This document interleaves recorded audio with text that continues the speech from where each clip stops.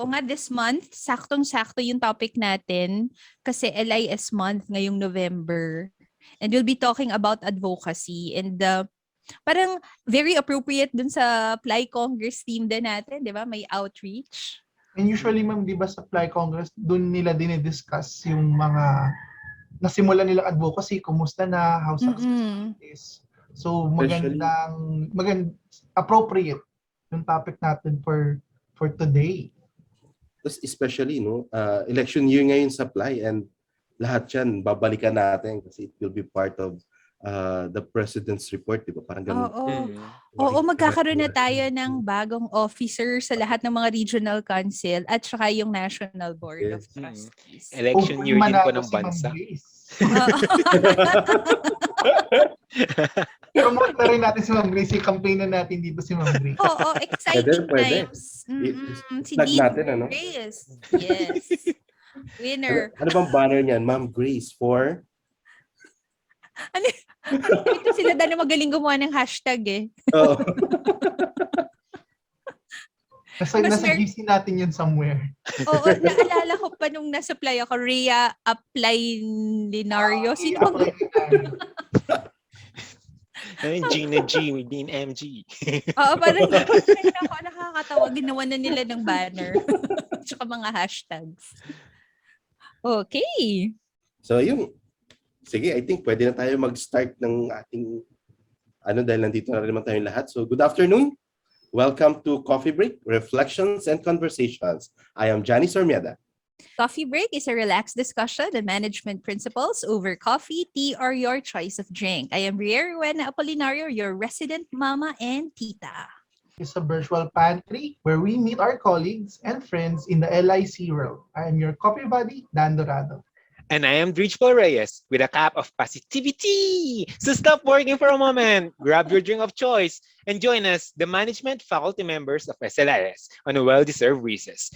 Join us on our Coffee Break! Coffee Break!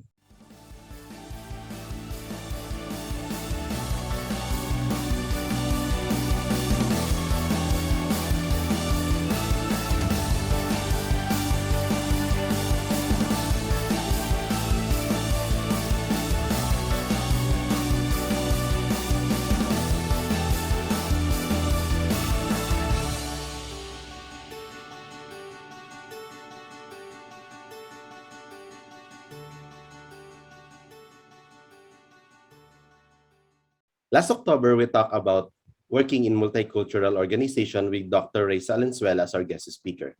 This afternoon, we will talk about advocacy. With us are two LIS professionals, April and Martin. Miss April Manabat is an expert librarian in Nazarbayev University in Kazakhstan. She is currently the subject librarian for School of Sciences and Humanities and the coordinator for the Ask-A-Librarian Service of NU Library. A Filipino licensed librarian, she finished her Master's of Library and Information Science at the University of the Philippines, Diliman. She has more than a decade of experience in academic librarianship. She was a former chair of the DLSU Library Social Engagement Committee in 2019 and has been involved in some library and literacy advocacies. She has also conducted some personal outreach initiatives before. Her favorite advocacy is her outreach initiative in Loyola College of Culion in Palawan. Hi, April! Hello po. Hi, Janny. Hi sa inyong lahat, Miss Rhea, Sir Dan, and Dridge. Hi, Martin. Ayun po. Ano ba sasabihin ko? Yeah, yun. Yung mga konting patsyarot noong back in the days na nasa Pilipinas pa. Pero meron pa rin namang paunti-unti kahit nandito na tayo sa Kazakhstan. And we have our second guest, Sir Martin Julius Perez. Sir Martin Julius Perez is a Foreign Service Staff employee and one of the Communications and Records Officer of the Department of Foreign Affairs. He is also a part-time lecturer on Archives and Records Management in the School of Library and Information Studies of the University of the Philippines, Diliman. He obtained his bachelor's degree in LIS in 2011 with the distinction of magna cum laude. and is currently finishing the Masters of Library and Information Science, both from UP Diliman. He is a licensed librarian and ranked second in the 2011 Librarians Licensure Exam in the Philippines. Sir Martin formerly worked as a part-time librarian and archivist for the Santo Domingo Convent Archives and Library, as library assistant and then librarian for the Far Eastern University Library, and as librarian for the Carlos P. Romulo Library of the Foreign Service Institute. He has served as a resource speaker in the DFA and outside the agency, including professional associations on various library, records, and archives-related topics. He is also an active participant, participating in presenting papers and posters in international conferences on LIS and archival studies. In 2015, he was one of the 5 fellows selected to participate in the J. Jordan IFLA OCLC Early Career Development Fellowship Program in the USA. Sir Martin is also actively involved in professional associations, namely the Philippine Librarians Association, Association of Special Librarians of the Philippines, Philippine Association of Teachers of Library Information Science, and International Council on Archives. Hi, Sir Martin. Kumusta po? Hello, salamat, Dridge. Good morning po sa lahat. Ayun, sawadee ka actually from this side of the world. Ayun, sa akin naman, ang advocacy ko basically is anchored on archives and records management. It's more of a personal advocacy rather than an organized advocacy that we have. And it's actually part of my passion na kahit iba yung trabahong ginagawa mo, ito yung hinahanap-hanap mong part ng work mo or part ng day mo or ng time mo na inaalat mo in your work. So I would like to share more about this in this session. Thank you for the invitation po pala sa ating mga host for today. Thank you. And thank you po, Ma'am Sir Martin. Sige po, Ma'am April, sa inyo po natin umpisahan yung first question natin sa episode na to. So, would you please tell us more about your work there? Ano po yung ginagawa nyo ngayon dyan? And kamusta po dyan? Kamusta yung trabaho? Kamusta yung culture and all? Ayun. So ngayon, well, ako yung isang reference librarian dito sa NU. Well, nung initially nung pumunta naman talaga ako dito, reference librarian talaga yung post na in-applyan ko. Apparently, nakita nila yung credentials ko that time na more on technical services yung ginagawa ko. So, na-assign ako sa cataloging. So, technical services yung ginagawa ko. Then, nung dumating yung pandemic, nagkaroon ng need for some people dun sa reference department. Kasi yung reference namin dito, we have subject librarians. So, yung subject librarians talaga yung nakikipag-coordinate per school. So, nag-decide naman ako na if possible na ma-transfer ako kasi feeling ko there's a need naman. And ayun, napayagan naman din.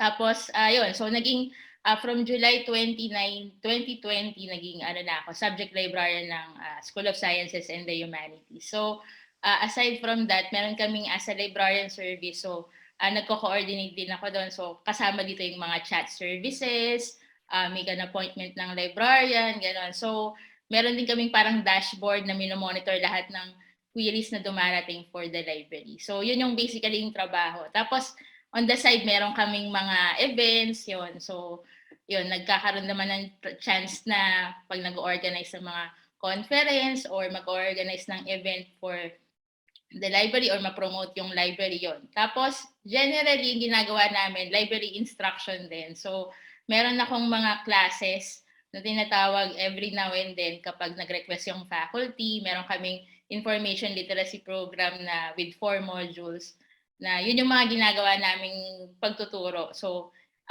sa akin, chinichika ko yun sa mga faculty. Like, pag-start ng semester, like, ito po yung programs namin, tapos kung kailangan yung mag-request. So, minsan talaga pakapalan ng mukha sa faculty. So, nag-i-email lang ako. Tapos may may mga nila naman, minsan marami rin talaga na na nagre-request ng classes. So, may times na minsan may 4 na klase ako sa isang araw, ganon.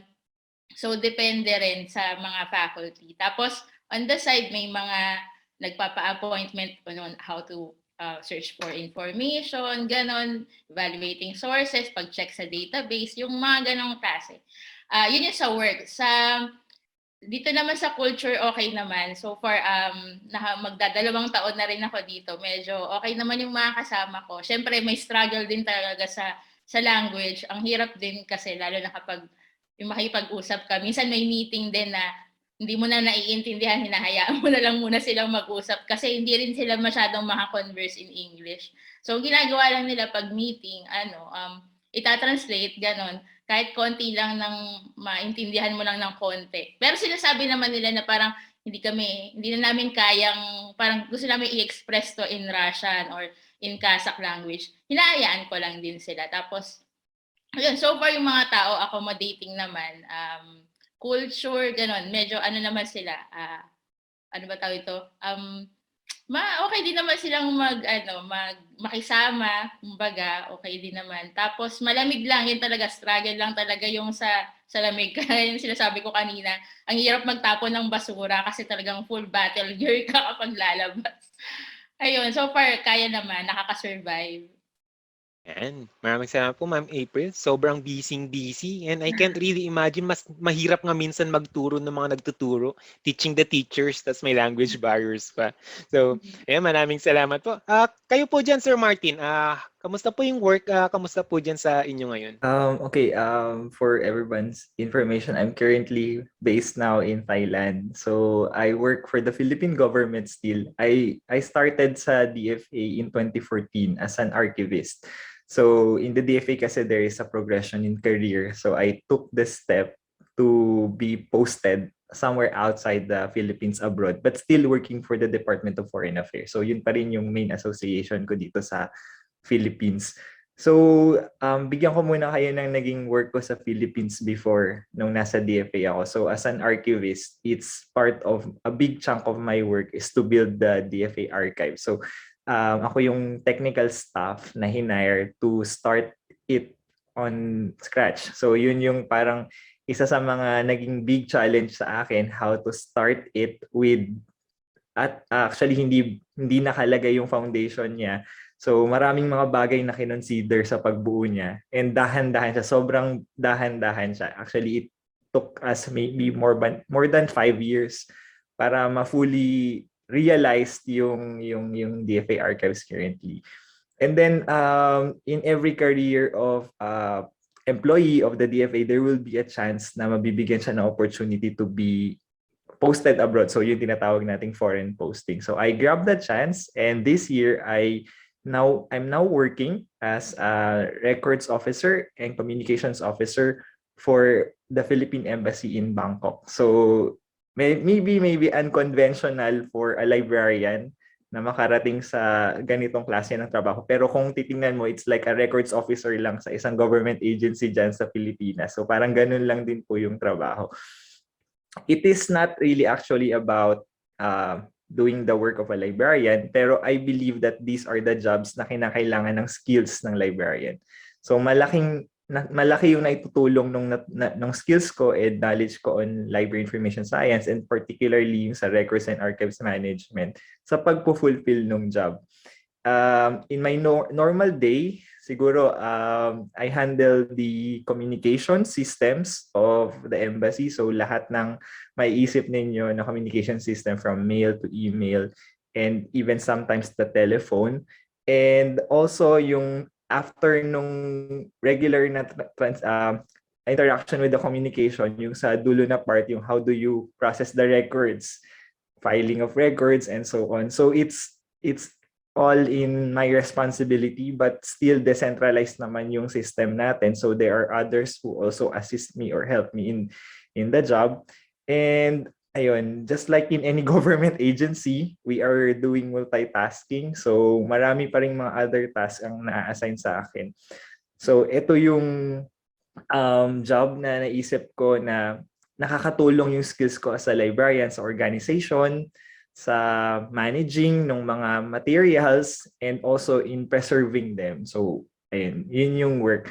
Sa culture naman, siguro, just like in any other country na iba yung language barrier din, katulad nung sinabi ni April, na mahirap makipag-usap. But the good thing, the environment itself is the Philippine Embassy. So Filipino yung mga kasama ko. So Tagalog at Filipino lang din yung pinag-uusapan namin.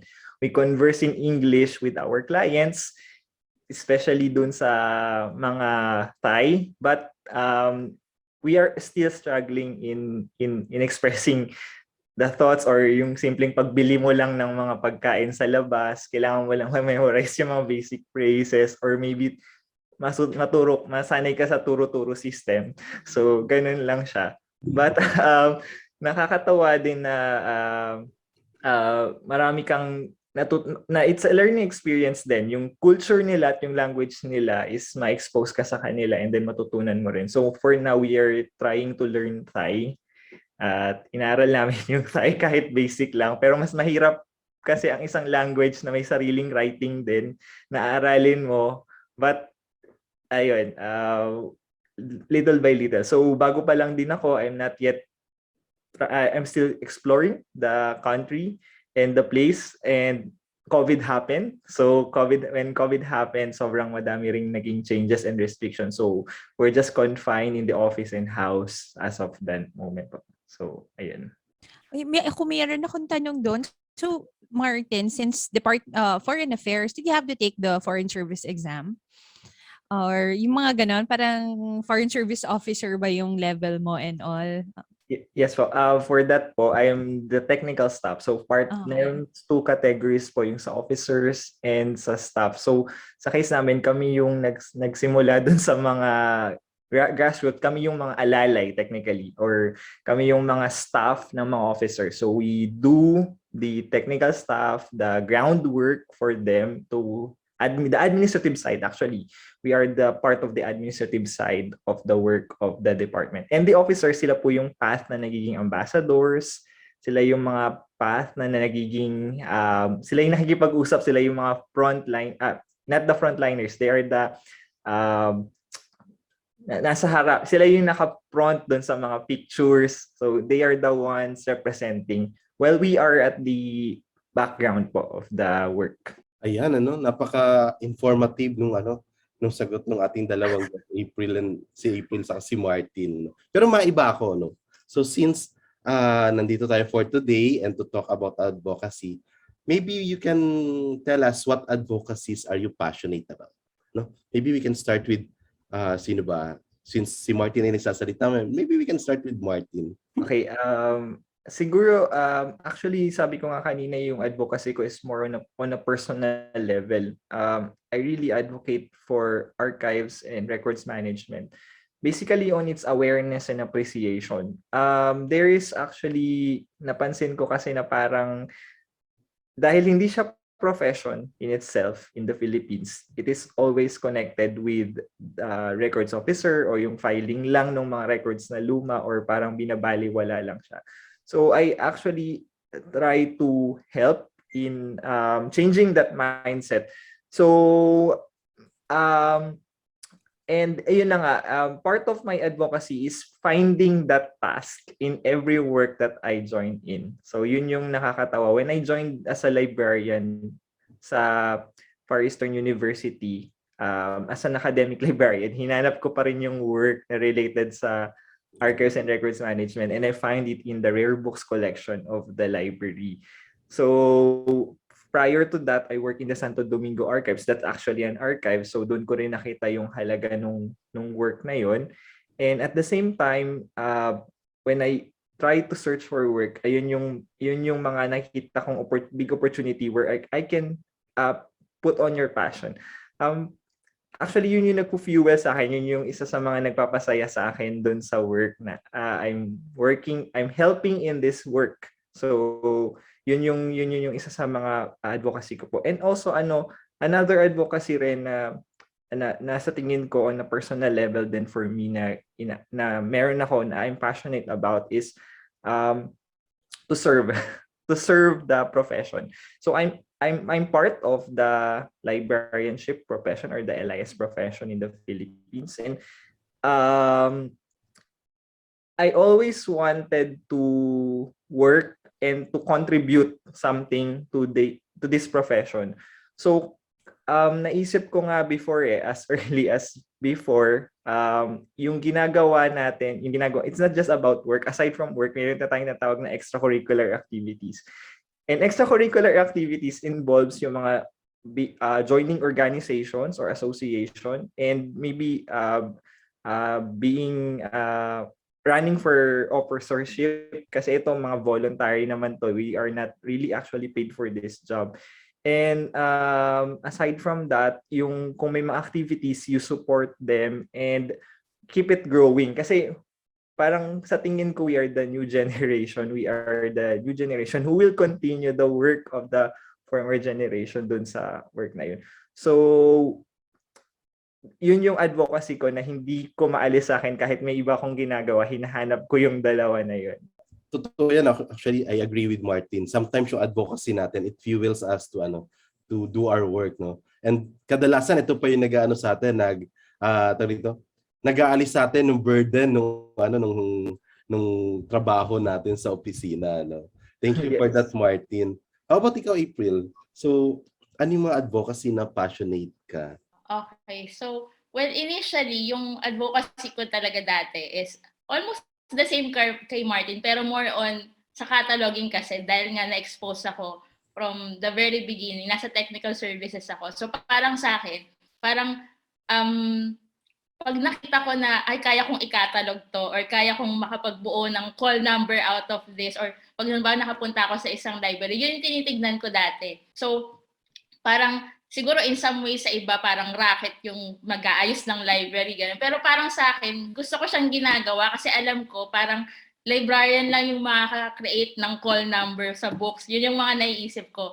Tapos siguro habang tumatagal, napapansin ko na parang gusto ko pala na kasi 'di ba pag cataloger ka minsan nasa back end ka, 'di ba? Gusto ko pala na nakakapag interact sa tao. So dumating ako sa punto na parang gusto kong lumalabas, gusto ko rin na yun nga, more on nagtuturo, ganon, literacy, parang mga ganyan na yung pinipig natin. Plus kasama rin yung sinasabi ni Martin na yung pagsiserve sa librarianship profession. Siguro lalo na sa mga librarian na nasa abroad, parang lagi mong sinasabi Filipino librarians kasi tayo, parang gusto mo laging may ino-offer na something sa office mates mo kasi Filipino ka, ganon. Parang gusto magbigay ng ano ba yung magagawa ng Pinoy librarians. Kasi nga, pag minsan may mga nakakausap ako, tayo lang yung may licensure exam, parang dati pag sinabing librarian ka, hindi pwedeng librarian ka, dapat pumasa ka ba ng board exam ka ba? Parang gano'n yung dating sa akin. Pero kasi dito, pag sinabing librarian, basta nagtatrabaho sa library. Pero sa akin, nananatili pa rin na alam ko na librarian ako kasi lisensyado ako, iba yung training na meron sa Pilipinas. So, gano'n din, parang advocacy pa din yung pagtuturo, pag-share ng something na meron sa Filipino librarians, tsaka yung pag-help pa rin sa profession in any other way, like promotion ng mga activities, pag-join, pag-participate, kahit na nasa malayo ka na kapag in-invite ka to speak or mag-share ng experience, or kahit na sabing, halimbawa umattend ka sa isang conference, tas konti lang yung tao doon, tapos yung magtatanong ba, parang ganun. Kasi parang feeling ko it helps yung conversation. So para at least nakaka-fuel pa din ng drive for the librarianship profession.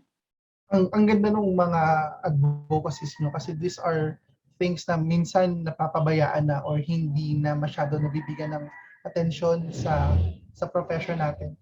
So, and I'm very sure marami ding tayong mga kasamahan sa profession na gusto rin i-promote itong advocacy na to. So maybe you can share to us specific activities, specific measures that you did, yung kayo yung nag-initiate para ma-promote yung advocacy nyo. Siguro start tayo kay April naman.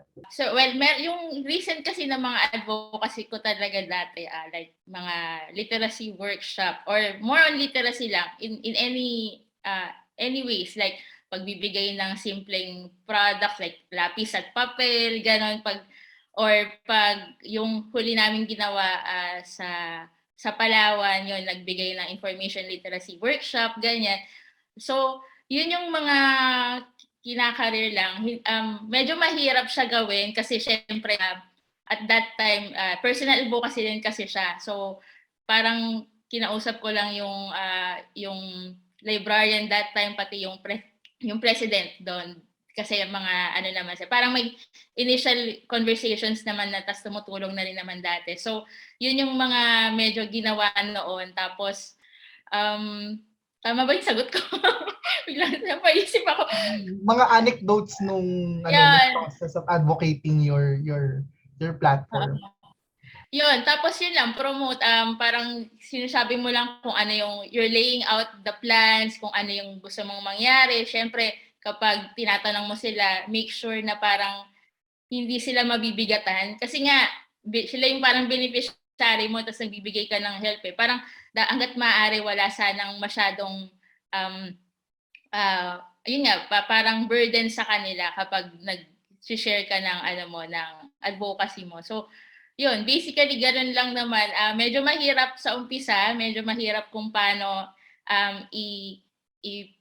iplano lahat, pero na ipupush naman with the help of some friends and some connections. Thank you, April. How about yung kay Martin? Kasi I remember na mention ni Martin, it's a very slow process. So I'm sure maraming stories, marami kang anecdotes na pwedeng ma-share sa mga viewers natin. Yeah, yes. Ayun. Before, maybe more of my anecdotes or stories can be pwede kong hugutin dun sa archivist days ko na nag-work ako sa DFA Archives. So, actually, I really want to contribute a lot doon sa internally kasi advocacy can start internally within the organization before you go outside. So, nagsimula ako internally to advocate for a good records management and archives management. Although it's actually maybe part of my job, pero alam mo yon, you are just paid to do this, but you go beyond what you are intended to do. So yung tipong gusto mo nang kausapin yung mga decision makers at gusto niyo po sigurong mag-propose ng ganito and this will be beneficial. So I started with policies. So yung mga policies na pinopropose ko is aligned with paano dapat gawin rather than kung ano yung nakasanayan. Kasi knowing the nature of the organization, people come and go. So people come and go, wala silang pakialam. Kung ano yung madali, kung ano yung madali, yun yung mangyayari. And if you do not set policy, so mahirap siyang ma-institutionalize. So I started with institutionalization of policies by proposing them.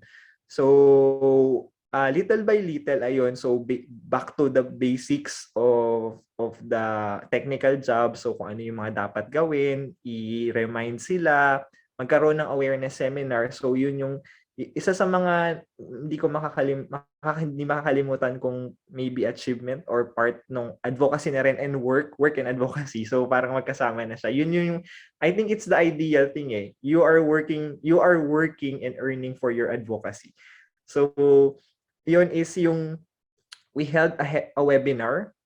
Actually, the webinar is actually for the staff, for the employees, and it is about introduction to records and archives management, and at the same time yung records disposal, which is very core kasi ginagawa siya mostly ng mga maraming employees or each section or division. So doon I feel na medyo mas na-achieve, nakatulong siya doon sa advocacy na I think I also share the same advocacy with my group. So yun, nakatulong siya kasi it raises the awareness and appreciation. May ganito palang trabaho. It's not just you write them and then throw it away. There is a system for that and they become aware of the processes. And na-appreciate nila bakit ganun yun. Hindi siya talaga, it's not just a legal impediment or it is not just a rule lang na gagawin mo para mahirapan ka, but na-realize nila kung ano yun. So it's that approach na doon ko na ibuhos yung passion ko kahit gabing-gabi na yan, so you have to work on that. So ayun yung isa sa mga anecdote. Nabanggit ni April kanina yung teaching. Another part of maybe channel of or platform for my advocacy is also teaching. So ayun, ay happy na nabigyan ako ng chance before for SLIS to share, to teach. Actually, isa yun sa mga naisip ko talaga on how to promote this advocacy is through teaching and to encourage the future generation on the appreciation and the um, yung positive side ng records and archives management. So ayun, doon na channel ko din siya. At saka yung mga talks na, career talks na topics na kahit sa mga classes lang na i-invite ako.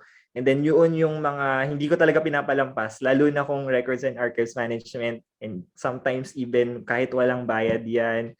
Basta you can just share ano yung ginagawa mo, and natutuwa ako doon sa feedback lang. Actually, sa feedback lang ng mga tao or ng mga bata na masaya pala yung work na yan. It's not a boring job. And you, knowing you as somebody who's from UP and ganun, or somebody from working for this and you're interested in this, parang it's amazing na bakit yan yung pinili mo. And pagka nagkwento na ako ng mga anecdotes, ng mga how do you feel for this kind of work, parang yun na yung parang balik nung advocacy.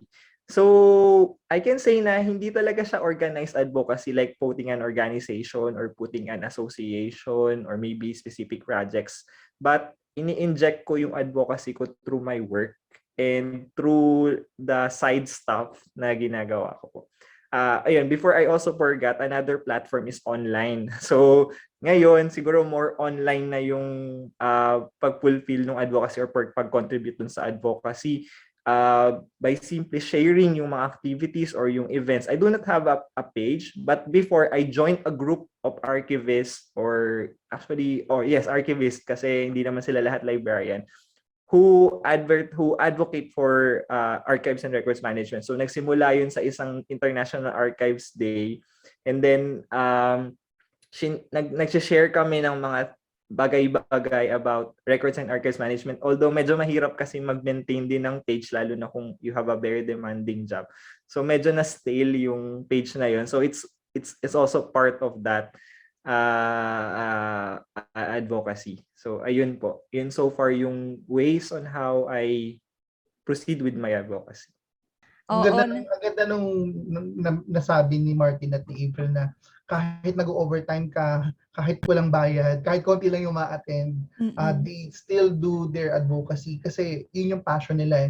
And I think maganda siyang point na pwede makuha ng viewers natin na if you want to start an advocacy, try to ask also that question na ano yung gusto mong gawin na kahit walang bayad, kahit mahirapan ka, kahit mag-overtime ka, masaya mo pa rin siyang gagawin. Oo. Tama. Ang daming realization sa mga sinasabi nila. Tapos natawa din nga ako doon sa sinabi ni Martin na parang, di ba, it's sort of part and parcel of our job. Di ba? Na talagang magkaroon ka ng advocacy. Tapos ang saya pa, you're getting paid for it. No, pero and which brings me kasi I read a study of Ma'am Wayna Santos, no. Tapos sabi niya kasi dun sa article niya, the title of the article is The Profile of a Modern Filipino Librarian.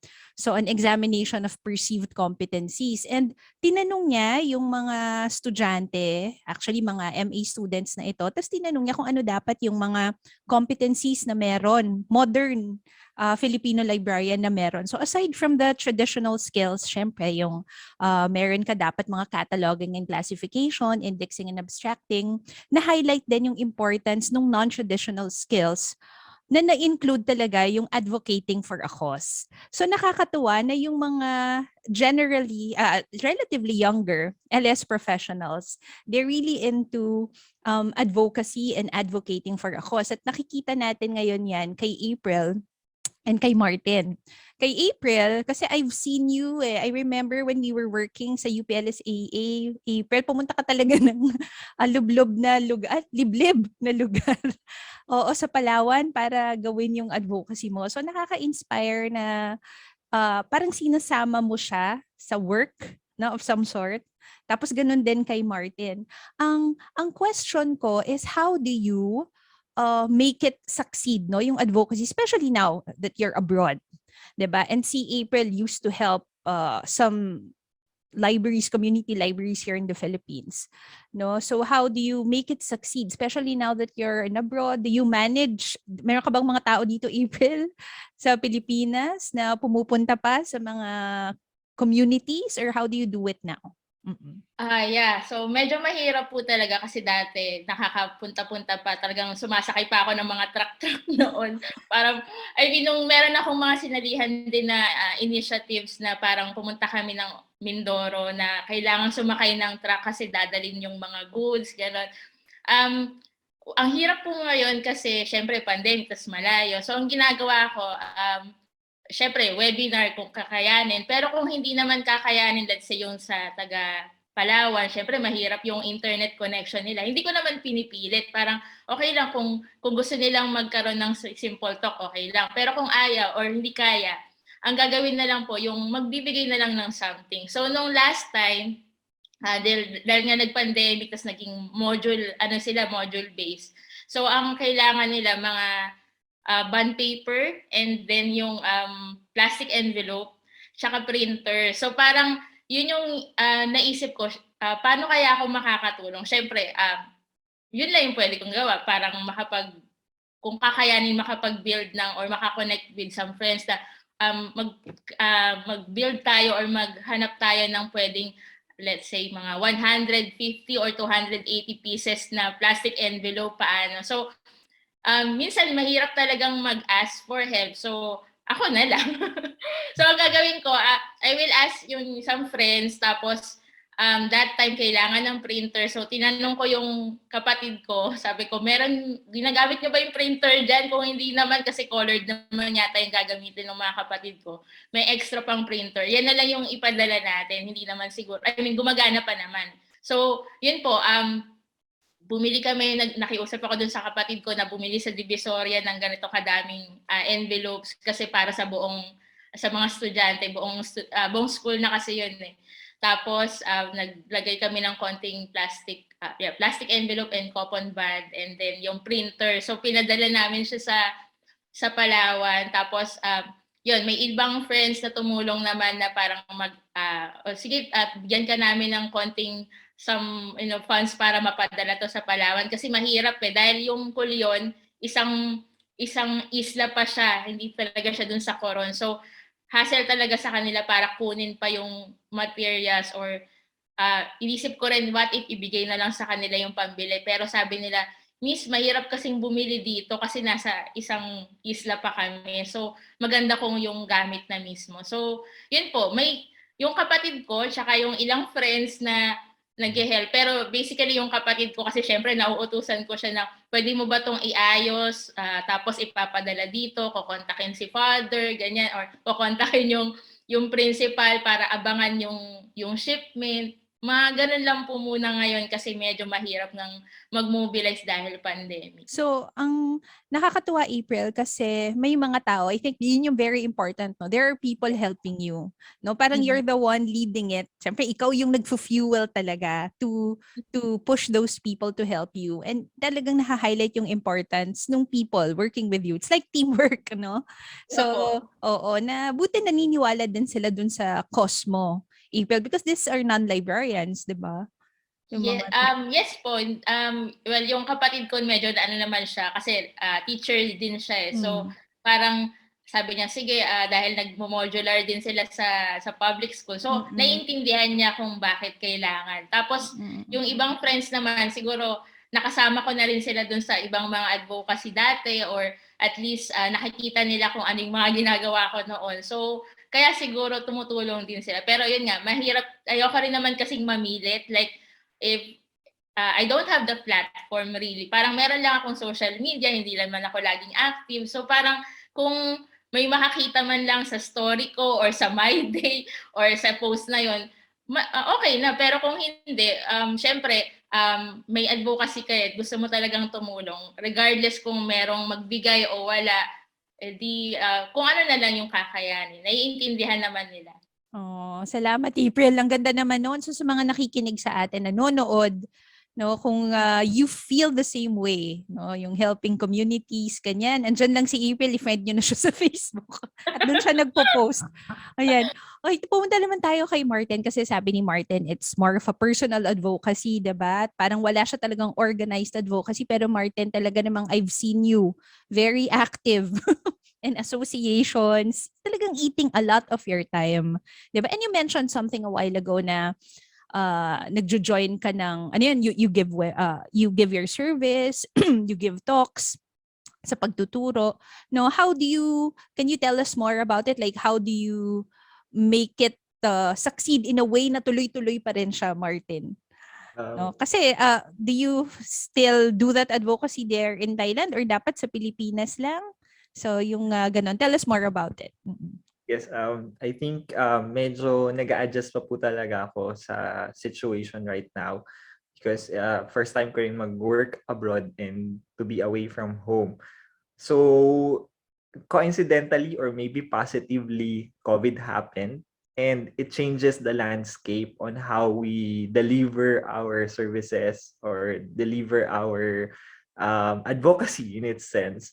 So, thank you to these technologies like this webinar. So, kung before ini-invite ka, pupunta ka sa school or pupunta ka mismo doon sa physical na venue, ngayon, through Zoom na lang po and through yung mga ganitong platforms, nakakapagtuloy pa rin po siya. So merong mga ilan na inaccept pa rin ako during this time na I think it's feasible to do and nagawa pa rin naman po siya. And ayun na nga, sa tingin ko I can still contribute by looking into what I can do in my job. So laging ganun ako nagsisimula. I always start the advocacy internally. So, sabi nga nila, charity, baka mali, charity starts at home. So, parang I start looking what I can do in our own institution to start the advocacy and to influence yung mga taong nasa paligid ko. Actually, yun yung parang way ko to spread the advocacy to talk to them, to see how passionate I am with this kind of work and to see what profile I did to help me achieve this kind and to tell them na, pag naalala nila, yung pinag-usapan namin, when I see a record now, I can remember na hindi pala yan dapat basta-basta ganyan or dapat inaalagaan din sila, hindi sila basta papel lang na we can always print a lot of these and so and so. So, ganong klase po yung parang means ko to spread the advocacy internally and then externally. And yun na nga, yung malalaking platforms, hindi ko alam kung paano i-measure yung success, but basically kapag nag-share ako ng experience, like there was a time during the pandemic na na-invite ako sa isang school na topic nila in a class is Archives and Records Management and they want to share experience from practitioners. So kung ano yung experience or ginagawa ko as an archivist, a day in a life of an archivist, actually yung topic na binigay. So shinare ko lang, pinasok ko doon kung paano sila rin in the future, I want them to become archivists or maybe contribute to this cause someday. And meron din po school sa Pampanga na natulungan, nagbibigay din ako ng parang career talk on them or sharing my experience on the practical side.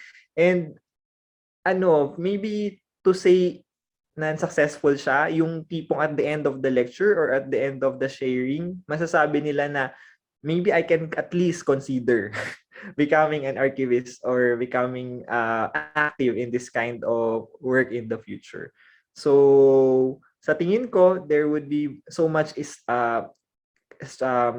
barriers in the future para mapagpatuloy yung advocacy ko. Pero sabi ko nga po sa inyo, lagi ko siyang tina-tie up doon sa current na ginagawa ko kahit medyo malayo siya, kahit medyo mahirap siyang ipasok, pero in one way or another, I push for it. I try to incorporate it in my work. So, oo. Tama. Thank you, Martin. Parang ikaw nga pag nakikita ko, para kang walking advocacy ng Archives and Records Management. Kasi talagang nakikita namin yung passion mo about the topic at saka talagang marami ka na ring involved ka in so many activities and also organizations. Tapos sabi mo nga, even while you are there, 'di ba, in Bangkok, tuloy-tuloy pa rin yung pagtulong mo sa mga associations dito, giving talks here in the Philippines. At hindi malayo, Martin, baka maka-organize ka dyan ng interest group sa Thailand for archives and records management, no. So malaking natulong ng teknolohiya, 'di ba? Parang kahit na nagkaroon tayo ng ganitong sitwasyon, hindi ito naging hadlang para ituloy yung ating mga advocacies.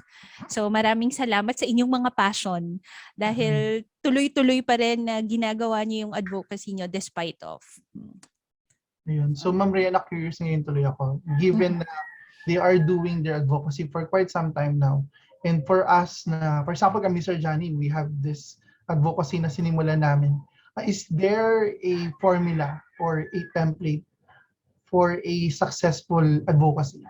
Or for example, meron bang mga requirements, may mga prerequisites ba kami kailangan hanapin bago magsimula ng isang advocacy?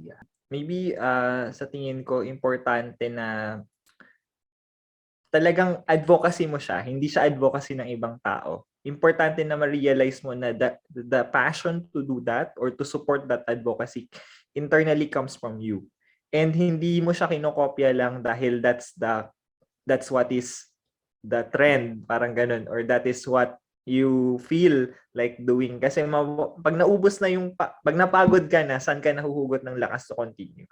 So, importante din siguro that there are sa simula talaga, hindi present yung mga taong sumusuporta sa'yo. But it would help maybe to have a successful advocacy if you have a group of people who shares the same passion with you, who shares the same advocacy with you to continue.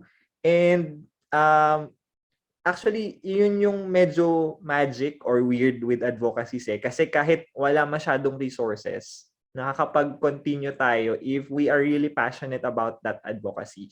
And dadating yung time na may mahuhugot tayo dyan na resources to pursue it. So, parang for me, the basic requirement to start advocacy is to know that you really like and you are really passionate in doing that thing.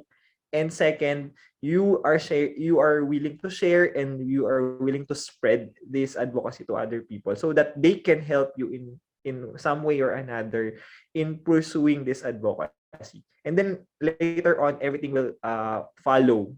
Parang ganyan. Dadating yung resources for this advocacy, dadating din yung mga help na kakailanganin mo. Maybe it's also important to identify the target audience or the target kung sino yung beneficiary na kung sino yung pag-advocatean mo nung advocacy mo. At least parang parang sa library lang, sa clients natin, we identify our clients, what do they need, and how do we proceed with a good strategy in pushing forward our advocacy. Tama ba yung platform na meron tayo? And then, ayun, sa case ko nga, for example, it's just a personal advocacy and ang intention ko is to start it internally and within the circle of friends that I have or group of people that I know. And so, ano ba yung platform na ginagamit? Social media, so words of mouth, conversations like this, and maybe doon sa work, nire-reflect ko siya doon sa mga gusto kong trabaho and nakita nila yung output na ito pala, when he do this, ito talaga yung part ng advocacy niya and hindi nawawala yan pag ni-mention niya, kinakausap siya. So, I think yun yung basic requirements to have a good strategy for pushing forward an advocacy. So yun, looking for people that share your passion, that share your interests, so that you can convince other people to join your cause. So maraming salamat, Martin. Maybe si April may dadagdag. Yeah, siguro agree din ako dun kay Martin. Siguro it starts with your heart talaga, kung ano yung gusto mong gawin. Kasi minsan kahit walang resources napupush kasi nga gusto mo, parang na nagagawa ng paraan, parang gano'n. So, sa akin din wala naman siguro talagang sobrang requirements or formula. Basta gusto mo siyang gawin hanggang sa makikita na lang din ng mga tao na hindi ka napapagod, na dire-diretso ka pa rin. Pero siguro ibang usapan kapag yung advocacy mo ay meron ng ibang mas maraming taong tumutulong at meron ng pondo, kumbaga. Kasi pag ganon, mas kakailanganin mo ng mas maging formal para sa akin. Like, kailangan meron ka ng kahit papanong proposal. Alam mo, kapag pumasok yung any funds na ibinibigay nila, dapat kahit paano naliliquidate mo siya ng maayos. Ganun. Kasi syempre, ano rin to kumbaga, parang makikita rin nila na may pinupuntahan kung nagbibigay man sila sa'yo, para continuous pa din yung pag-help nila. Siyempre, kahit pa hindi mo sila makapagbigay sa'yo ng, let's say, ng oras, kung binigyan ka naman nila ng financial, help para to push through with the advocacy. Kakailanganin mo rin talaga na properly documented mo rin siyempre yung mga pinupuntahan mo, yung pinagkakagastusan. Pero basically, pag nag-start talaga ng advocacy, starts with your heart, sa puso talaga. Kahit na walang tumulong, kahit na iilan lang yung maniniwala, at least may naniniwala hanggang sa dumating yung time na may mga tao na rin na nakikita na hindi ka napapagod, continuous pa rin kahit na medyo mahirap. So, ayun. So, yun lang. So yun, be visible, be transparent, and be organized. So, medyo may papasok na ng project management. Yes, Pero totoo naman, kung may mga gustong tumulong doon sa advokasya mo, kailangan na i-communicate mo sa kanila ng maayos kung paano sila makakatulong, saan napupunta yung tulong nila. So maraming salamat, April. Totoo yun Dan, sabi mo nga, yung transparency, yung pagiging bukas sa lahat tumutulong sa iyo sa tawag dito, sa advocacy mo, na napaka-importanting part yun. And then, kung titingnan natin, they're already leading their advocacies, si Martin saka si April. Now I'm wondering, kasi trained sila as an information professional and trained sila as a library information professional. So I'm wondering, was your training in LIS enough in leading leading for your advocacy? Siguro yun yung magandang tanong dito. Enough ba yung training natin as an information professional to lead an advocacy? Siguro we can start with Martin muna para at least. Yes, sa tingin ko yun nga, in line with my advocacy, it is important for you to be an expert first, or maybe to be well-equipped with, parang you walk the talk. Parang alam mo yung ginagawa mo. Kasi people won't believe you if you are just advocating for something out of nowhere kasi gusto mo lang siya. So if you yourself, alam mo yung sinasabi mo, alam mo yung pasikot-sikot, when you share these things, mayroon kang authority, parang ganun, may authority ka or mayroon kang may authority doon sa bagay na yun, then it is important enough. So sa tingin ko, I already get that training in my LIS degree and in my LIS experience. So siguro depende rin sa advocacy. So aside from kailangan yung technical expertise, yung sa side naman siguro nung to lead an advocacy, masyado siyang malaki. Pero maybe to spare an idea, sa subjects kasi natin sa LIS, I think we have that advocacy part sa library and sa archives din, kasi isang part ng function ng archives management ang advocacy and outreach. So doon pa lang sa advocacy and outreach, talagang the archives go out of its four walls. So I think the same way with the library and library management. So tinuturuan din tayo as librarians to do to go beyond the four walls of the libraries, or to go beyond the walls of the libraries to reach more people. Kasi parang like I always see library work or library information work as a service work wherein there is a client, and pag may client ka, you always try to know their needs, and to be able to get to their needs, you have to advocate what you have. So parang sales pa rin siya na binibenta mo yung services mo. And I think natuturo yun sa atin natuturo yung mga bagay na yun sa atin.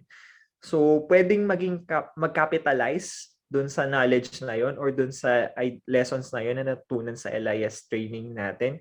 And then later on, you have to enhance more maybe on project management, katulad ng sinabi ni April. And then later on, maybe kung ano yung magiging platform mo or yung magiging venue mo, maybe social media management. And at the same time, yung pakikipag-usap, communication is also important, kasi ayun na nga, kung mahirap din kasi na i-communicate yung passion mo, to put it into something na makakatulong or makakaintindihan ng ibang mga tao. So yun siguro yung kailangan i-enhance, and na-mention ni Ma'am Rhea kanina yung soft skills. So ito ay all parts of the soft skills of a librarian na natututunan natin. So more or less, kung ang advocacy mo is related to library information work, I think the LIS training that we have would be sufficient or maybe basic to fuel up or to start the advocacy. And thank you, Martin. Gusto ko yung sinabi mo, no? You walk the talk, no? Huwag kang magpapanggap, no? So don't post for anything na hindi naman sa'yo, no? Baka maiba. Well, anyway, going to April. April, ikaw, ano tingin mo? Tingin mo ba enough na ang training natin sa LIS for leading an advocacy, no?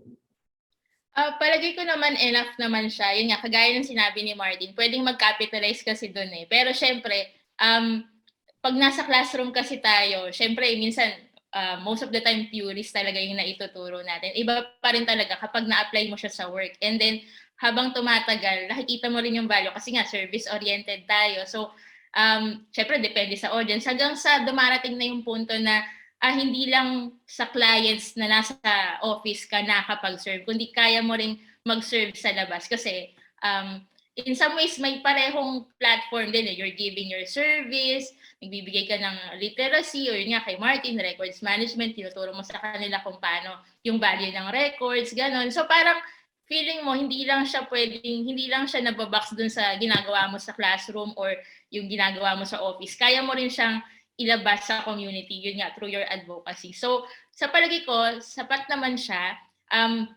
Maganda lang siguro na mas mag-capitalize pa nga dun sa knowledge, tapos mas maraming practical. At syempre, yung soft skills pa rin. Hindi lang basta technical skills, yung soft skills pa rin. Like yung, dapat may, like may puso ba? Kapag nakikipag-usap ka, yung sincerity mo na hindi lang siya dahil gusto mong gawin or parang pinipilit mo silang gawin yung gusto mo. Parang nararamdaman nila na sincere ka, na kahit na wala silang tulong or maybe hindi sila mag-materialize, I mean yung help hindi mo makuha sa kanila, andun ka pa rin, like tuloy-tuloy pa rin, hindi ka napapagod. 'Di ba? Parang ganun siguro yung kailangan. May soft skills pa din talaga. Tama yun. I agree, no? Talagang malaking bagay ang soft skills. Hindi lang for the profession, but rather, kahit saan naman tayo pumunta, napakalaking bagay na. And i-re-echo ko lang yung sinabi ni April na talagang ang LIS profession is a service-oriented profession. So talagang mai-encounter natin anytime. And madalas natin ma-encounter yan. Talagang we go to serve yung ating clientele and we go beyond. No? So, And hindi po nabanggit yung term, Sir Janny, pero gusto ko lang i-flex kasi yung pinaka-take away ko talaga dun is indeed sa experience ni Sir Martin and Ma'am April na LIS is indeed a multidisciplinary course. So prepared talaga tayo to go ahead and take on other projects. And I think kunin ko na rin yung opportunity siguro na i-announce na marami po tayong electives sa LIS which includes management and marketing classes that is also open to non-LIS students. So pwede ninyong i-take yung mga subjects namin as your free electives. So given that, I think may hula naman na ako sa sagot po ninyo. Pero I would like to ask from you guys na, do you advocate or do you think that librarians or information professionals or sige sabihin na natin people in general, do you think that we should have advocacies? Why? And if yes, what do you think should our advocacies be about? Or better yet, how do we choose our advocacies? How do people choose advocacies? Sir Martin, would you like to share? Okay, yes, siguro yung sagot ko muna dun sa question mo. Yes, definitely. I think librarians should have an advocacy. And bakit ba kailangan ng advocacy? Kasi it will add spice to their life. And kasi ito yung parang sabi ko nga kanina sa inyo, you are working on something na magiging masaya ka kahit hindi ka well paid off, ganun. And at the same time, parang at the end of the day, may sense of accomplishment kapag nakakapag-contribute ka dun sa advocacy mo. Na actually yung mindset ko kasi is more on a legacy mindset na little by little, you're building up on something that you really want for the future. You're really building something for your legacy, maybe for that sense. So I think librarians should have a legacy. Meron tayong stand as a professional, as a group of professionals, as a group bilang isang nire-recognize na group of professionals sa Philippines. Meron sigurong mas maganda ring sense kung meron tayong ipinaglalaban. So, advocacy means yung pinaglalaban natin. At sa tingin ko yung pagpili ng advocacy, pwedeng kahit ano yan kasi pwedeng personality yung advocacy mo. Pero sabi ko nga, importante na that you walk the talk. So, ano ba yung strength or ano yung skills or technical side ng librarian na tayo lang yung meron nun. It is ours. And we can talk about this. Now, but nobody else can talk about this with authority. So ito yung mga advocacies na sa tingin ko dapat pwedeng isipin ng mga librarians. And I guess hindi lang naman lahat accidental librarians na napunta lang dito because ito lang available na course. So at one point or another, you choose this course because you want to do something about this work. So kung ano pa mang aspect yan, sobrang daming sides ng librarianship and extending it to records and archives management pa. So kung anong part doon yung gusto mong i-advocate, we can always do that. And sa tingin ko, it also helps in determining your specialization kasi parang hindi ka naman nag-i-specialize lang out of accident. Sometimes it's your choice. And paano napupunta ka dun sa choice na yon? You have your heart for that, you work for that.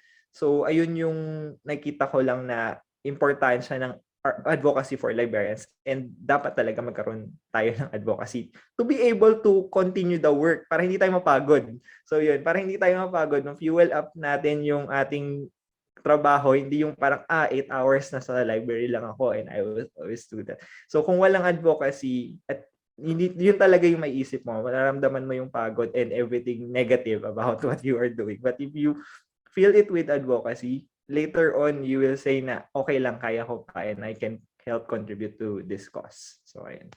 Ayan, thank you Sir Martin. Echo ko lang kasi I really love that word legacy. Kasi sobrang bigat niya pakinggan na parang you have an advocacy kasi gusto mo meron kang maiwan na not just in your name but also may maiwan ka sa next generation. Kumbaga, may output ka outside just your 8 to 5 work nga na it adds spice to your life na meron kang legacy na may iwanan. May legacy kang maumpisahan at least. So, how about you Ma'am April? Do you think we should have advocacies and paano natin pinipiling advocacies natin? Yes, syempre, definitely dapat may advocacy tayo. Hindi lang siguro bilang librarian, kundi bilang tao siguro. Dapat may advocacy ka din. Kahit na sa maliit na bagay. Siguro bonus na talaga sa atin na librarians tayo and yung mga advocacy natin, minsan talaga nalilinya dun sa trabaho natin or sa profession natin. Pero may mga advocacy rin naman na bukod dun sa, yun nga, literacy or records management or about promoting access to information, gano'n. Siguro, yung magandang legacy rin yung to help others sa profession. Like, kung halimbawa, may kakayanan ka naman mag-research, gano'n, or mag-present. Kasi may mga, hindi naman talaga sila librarians pa, like, or gusto nilang ma-conquer yung fear nila sa pagpe-present, or yung just put their name out there lang. Yung mga gano'n, yung to help them to make those things happen. Hindi ka naman talagang magaling na researcher, but yung matulungan mo sila na mag-fuel up or yung drive nila to start a simple research or to let's say evaluate a simple study or isang program sa trabaho na pwedeng mag-start ng ma-improve yung work, mga ganong klaseng advocacy. Tsaka siguro kasama na rin yung parang self-advocacy ba, like yung pag-advocate sa sarili, like taking responsibility, ganon, or speaking up for yourself. Parang, kasi syempre minsan, yung mga librarians, minsan ang dating kasi dahil nga nakatago tayo, di ba? Nasa loob lang tayo ng library. Minsan hindi tayo nabibigyan ng chance ang magsalita. So, maganda rin siguro na ina-advocate natin yon, yung speaking up for yourself, taking up for your responsibility, listening for others, syempre yung toxic positivity, yung mga ganun, parang pang mental health yung dating. Pero ganun yung mga maganda rin i-self, yun nga, advocacies din na pwede nating magawa. Kasi may iba naman siguro na gusto ring mag-share ng experience nila with others, or just to to listen to others or mag-coach, yung mga ganong klaseng advocacy ba na pwede nating i-share or simulan ng mga ibang librarians na manonood at makikinig nito. Ayan. Maraming salamat, Ma'am April. Ma'am Rhea? Oo, thank you so much kasi yung sinabi nyo, no, kasi kayo, you already have your own advocacies, and thank you for your suggestions, no, on the other aspects that librarians and information professionals could advocate about, no. So since we're talking about advocacy, no, meron ba kayong any piece of advice or message, inspiring message to our listeners and viewers, because we're talking about advocacy in our profession? So baka meron kayong baka may ma-inspire pa kayong mag-push na mag-advocacy, 'di ba? And it has, hindi naman kasi kailangan na parang super organized advocacy, 'di ba? So nakita natin 'yon kasi mayroon tayong example ni Martin. So any message or piece of advice to our viewers and listeners? Okay, let's start with Martin. Okay, maybe my piece of advice to our listener is maybe look inside of what you want to do. Look for your passion and capitalize on this passion. So sometimes it's not, maybe you will say na accidental librarian ka lang, I just ended with this job or with this career. So maybe you have other passions or values that you value more in your life and you can push forward for this. So social change, kahit sobrang idealistic nitong mga bagay na to, social change, or maybe LGBT rights, so or maybe literacy, education. So kahit saang aspect ng social life natin, we can look on this issue and own it as our advocacy. Importante yung owning your advocacy, because if you are just sharing with others advocacy, yun nga sabi ko sa iyo, there will be a time na mapapagod ka and sasabihin mo, why I am doing this? So own your advocacies, own these values, and look inside of you kung bakit mo siya ginagawa. Yun, I always naalala ko yung tanong na yun. Lagi mong tanongin sa'yo, bakit mo siya ginagawa? And if malaman mo yung sagot dun sa question na yun and you still want to do it, then you can start with that advocacy and push forward. And ayun, gusto ko lang ding sabihin po na dadating talaga sa punto na mapapagod tayo or sa tingin natin every work na gagawin natin might be futile or walang epekto na nangyayari. But we should just continue working on that and lead that to a legacy that we want to have. So parang nakakatulong din siya sa sense of direction mo as a professional and as a person in general, as a person. Kasi meron kang goal na aside from your personal life, your family, your friends, meron kang goal kung bakit ka gumigising sa umaga, and at the same time, bakit mo pa gustong mabuhay and to continue whatever you want to do. At least nakakatulong siya. I mean, hindi man yun yung reason, but nakakatulong siya to have a positive impact in your life. So, yeah. Wow, sorry, thank you, Martin. pero long. Oo, parang kanino ka gumigising?